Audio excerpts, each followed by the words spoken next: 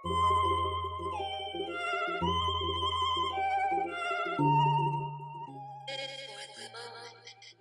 everyone, Metagross Freak aka Sylvia Moonbeam here with Transformers Cyberverse Ultra Class Slipstream. Um, I know that not a lot of people have been reviewing the Cyberverse figures because they've been kind of panned as lower quality, but I actually am kind of excited about a Slipstream figure because this is the first main series Slipstream figure that's been released since I started collecting Transformers again. She turns into a really cool jet who is not just a remold of Starscream. She has her own gimmick.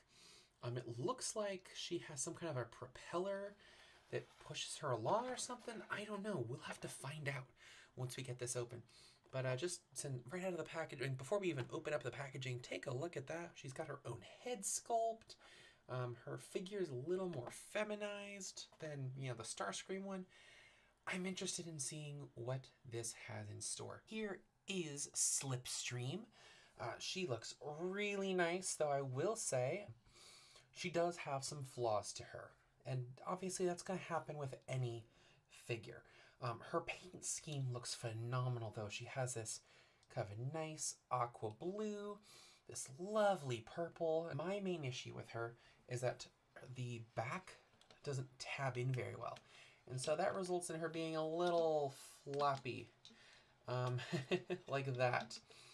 And her transformation is very simple, but simple isn't bad either. Simple just means that it's easier for kids, which is honestly what this line is marketed for. This line is marketed towards children. So I'm not honestly too mad that she's a very simplified version of the character Slipstream. Articulation is very simple. She has the ability to move her legs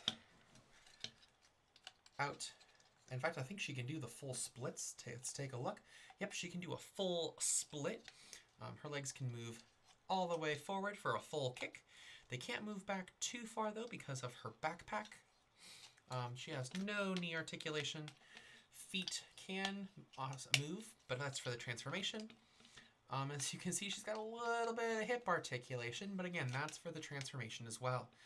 My main issue with her is that the tab, and it's going to be hard to see, but the little tab that's on the back of, basically the back of her neck, that tabs in, doesn't tab in very well.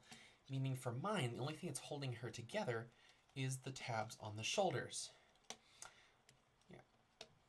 Arms are on a swivel and a hinge. Elbows are on a swivel as well. No knees, no wrists, and no head articulation. It is actually hollow on the backside. Her gimmick is inaccessible in this mode. We have to transform her in order to activate Sonic Swirl mode. Here is Slipstream. I will admit, it is not the craziest plane mode I've ever seen, but it looks very nice. The blue is good, the purple is good. And she doesn't have visible head syndrome, but she does have visible hand syndrome. Bummer. But honestly, it's a kind of a sleek looking jet, and it's a very nice departure from the traditional like Starscream molds we've been getting. Here's the cool thing of the gimmick. You have to pinch the arms together like that. Oh, and then flips it out. Okay, you can see it flips out essentially this helicopter rotor onto her backside. And you just have to flip the little propeller bits backwards a little bit. You can go as far back as you want, but I'm not sure. Oh, okay. So if you want to redo it, you could just tuck it in and then flip that out. You can angle these however you want. Here, you do it like that, and then you just have to flip that to deploy. My hand is in the way, clearly, but let me try doing it like this. Okay, so we have, this is how you would normally be. There you go.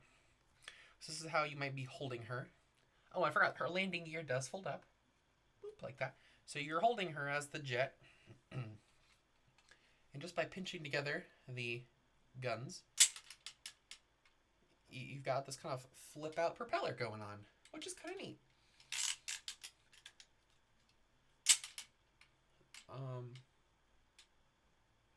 I will admit it is not maybe the best gimmick, but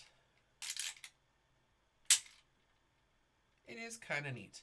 I do wish you could continue to squeeze the arms to keep spinning it, but in theory you can just do that.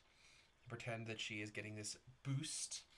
And of course, it doesn't really hinder her too much because you can always just fold it in and pretend she's a normal jet. All right, and that was Ultra Class Sonic Swirl Slipstream. That is a lot of Ultra Class Sonic Swirl Slipstream. I think she's a nice looking figure. A little pricey considering it's the Ultra Class price, but I kind of like it. It looks very nice. The transformation is kind of nice, and while the gimmick may not be super great, I do think it's kind of a unique spin, pun intended. I forgot to do a comparison, but here she is for comparison with, of course, Titan's Return Deluxe Class Chrome Dome. You can see she's bigger than a Deluxe. And here she is with Ultra Class Shockwave, also from Cyberverse, just so you can see how she scales with other Cyberverse figures.